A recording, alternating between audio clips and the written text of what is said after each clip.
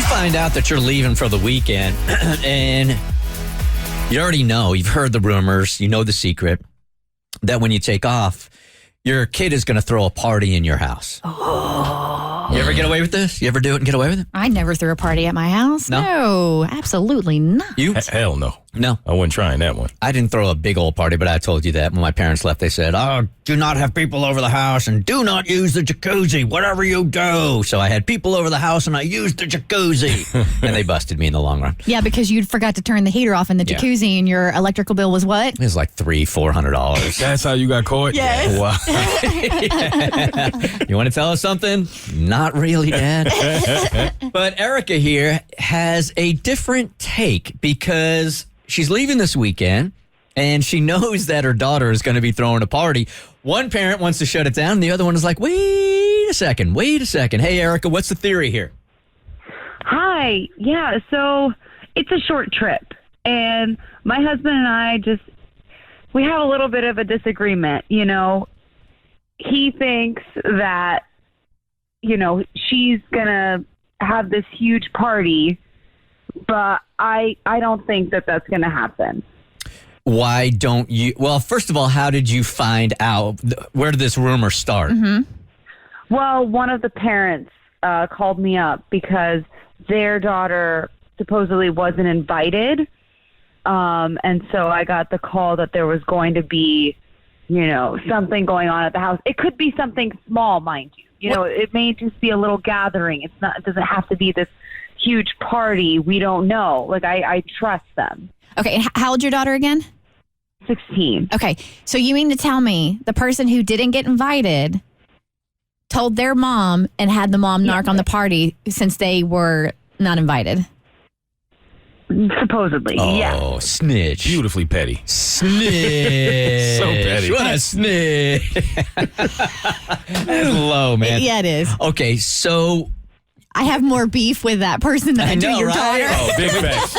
Yeah. can we have their number? We really need to get her on the bus. She's the problem. So as her mom, you think it might be a small gathering. You don't think it's going to be a big deal, but your husband thinks it's going to be a huge blowout.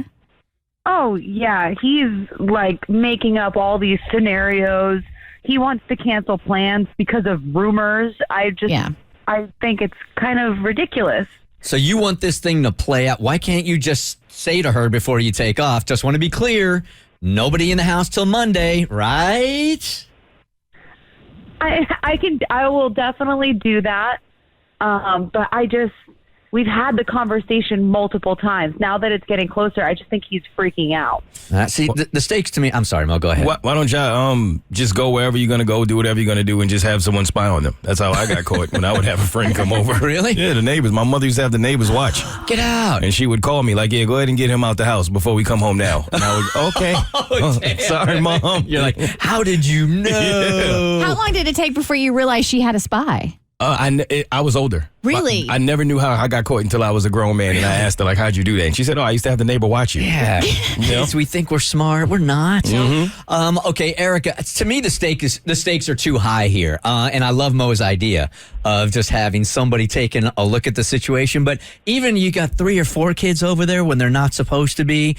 Let's say one kid is drinking, falls down, hits her head. Yeah, just the responsibility that you have over that whole situation makes me feel like you need to talk about it and make sure she knows nobody in the house. Yeah, I guess I could be more direct about it. I want to trust her, you know? I don't want to don't keep being paranoid. Yeah, don't do that. This whole trust thing. I've told you guys before that mine and my ex-wife's theory with our kids is that we gave them a large birth of trust, right? And the theory was, you got the trust now. Do what you want. Just don't take advantage of it and make smart decisions. And when they don't, that trust bubble becomes smaller and smaller and smaller. It gets whittled away. It gets whittled away. So that has been happening. You left with the toothpick? With my 15-year-old a little bit. Toothpick of trust. We have had some growing pains. But look, It just feels to me like the stakes are too high. I know you want to trust your kid, but it just feels like at least you got to have a conversation before you take off. I mean, that's more reasonable than canceling plans. For sure. You know, so I can do that. I can definitely do that. Yeah, I wouldn't cancel the plans. No, hell no. Hey, Chloe, good morning. You're on the Bert Show. Hi. Good morning. Morning. How are you guys? Good. Thanks for calling. Appreciate you. Awesome. I would just say I agree with the topic about watching the neighbor watch them. My brother grew a huge rager when he was 15, and our neighbor was actually a cop, and he came over, closed down the party, and locked my brother out. While my parents were on the way home, they broke into the house because they had to steal all the alcohol back before my parents got home. Oh, damn drama. He was 15. Yeah, that is a 15-year-old's worst nightmare, having a cop for a neighbor. Right? I would try to talk the parents out of moving out of that neighborhood real quick.